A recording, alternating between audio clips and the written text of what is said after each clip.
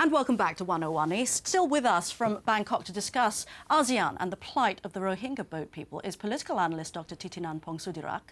Here in Kuala Lumpur, Bun Negara, associate editor of the Star newspaper.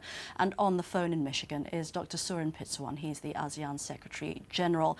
Bun Negara, I know that you wanted to pick up on something that Dr. Surin said on the line just before we went to break. And I'm going to be sceptical again here because ASEAN members do seem to enshrine very high principles in documents, in agreements. But for the people of ASEAN, ASEAN doesn't seem to be a very close entity for them. It doesn't seem to have anything to do with their lives. That's the problem with ASEAN in the sense that it has all along, until very recently, been an intergovernmental organization and little more than that. After as many as 3 decades, only in the 1990s did we see the business economic element coming in and more social element coming in. I think that's long overdue. But at the same time, I think there is reason for hope with the Charter now, in that there is more than just the humanitarian interest in helping refugees like the Rohingyas, because with mass refugee inflows into member governments and member countries of ASEAN, you have problems of demographics, of resources, and even of security.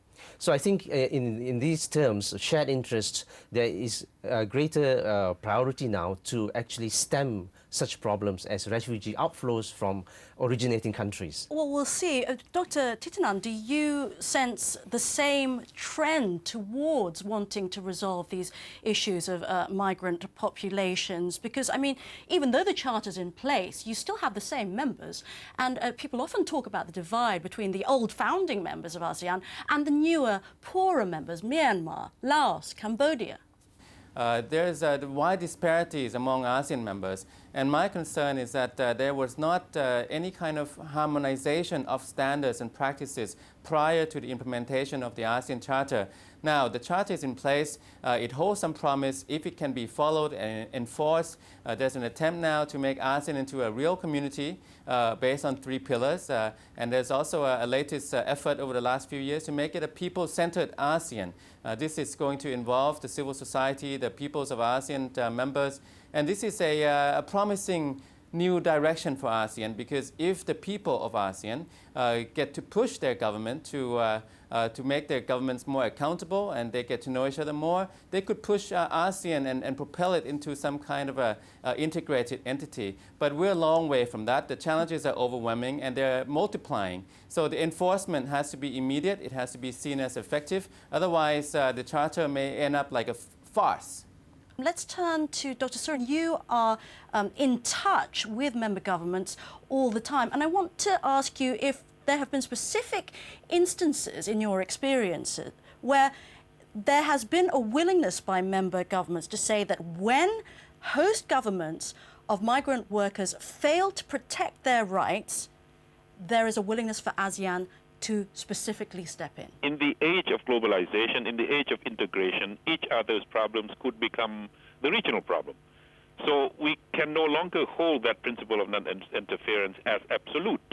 There must be an area and a room for give and take. Yes. Leaders are talking to each other more. Leaders raise issues between each others more. And I don't see why they cannot become more open and more candid about these issues, because all affect the rest of them and affect the image of ASEAN in general.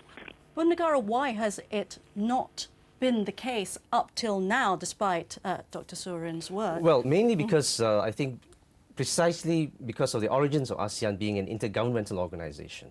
And now you have to be much more than that.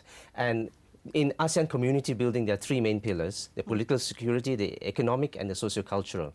I think the socio-cultural pillar has to be magnified and seen not just as a separate pillar, but also as a buttress for the other pillars, in that you get people across ASEAN coming together, which actually would support policies that are more integrative of the region. The thing is that the community includes Myanmar, which is very isolated by sanctions primarily led by the United States, but the European Union also does have some.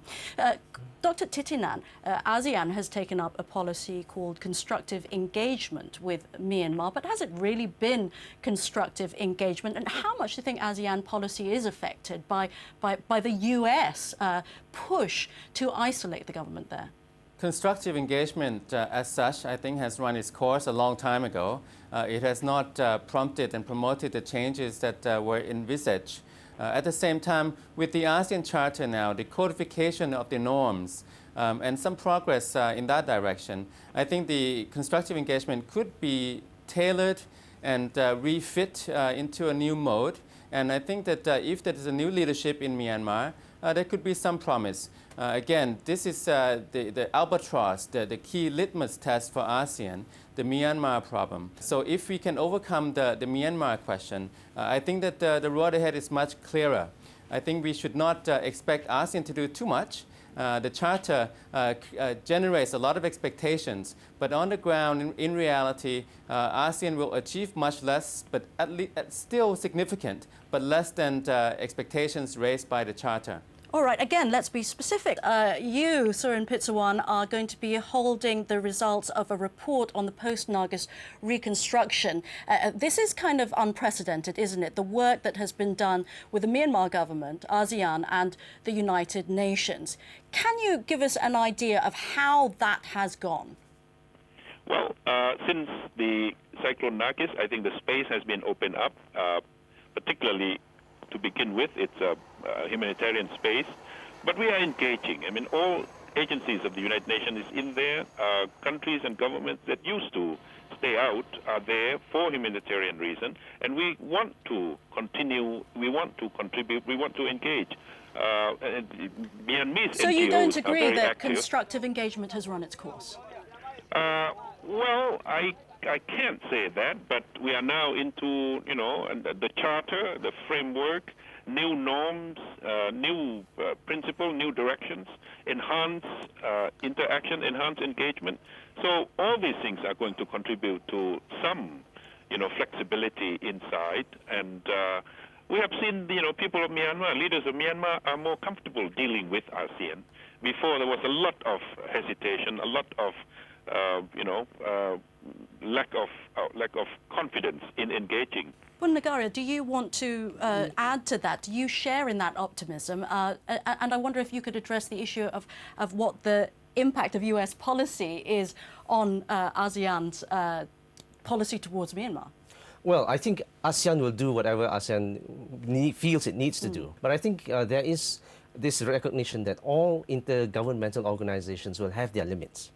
And we, in the case of ASEAN and the Charter, we do not need to just depend on ASEAN and the Charter, because there are areas for non-state actors like NGOs to actually get in on the act. Because in the Charter itself, in Article 16, there is provision for non-state organizations within ASEAN to work on issues and then work together with the ASEAN to push the process of integration and opening further. A final word to you, Dr. Titinan, in Bangkok. Do you think, let's speak specifically about Thailand, the Thai government is willing to let in these non-state players in the way that Bun Nagara has described? ASEAN has made progress in the past, and it will make progress in the future. That progress has been incremental, however, and the challenge is twofold, I think.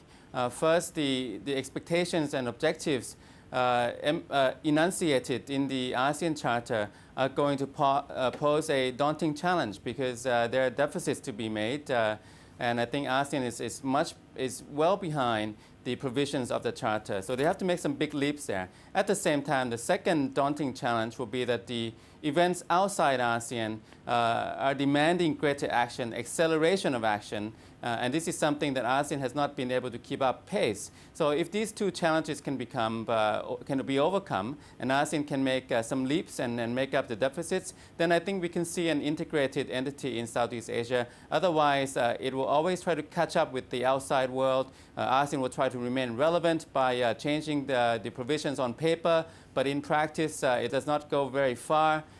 This is the ultimate test now for ASEAN with the Charter in place. The ultimate test. Thank you very much indeed to all our panellists. We're going to have to wrap things up. That's all we have time for. Until next time, from all of us at 101 East, it's goodbye.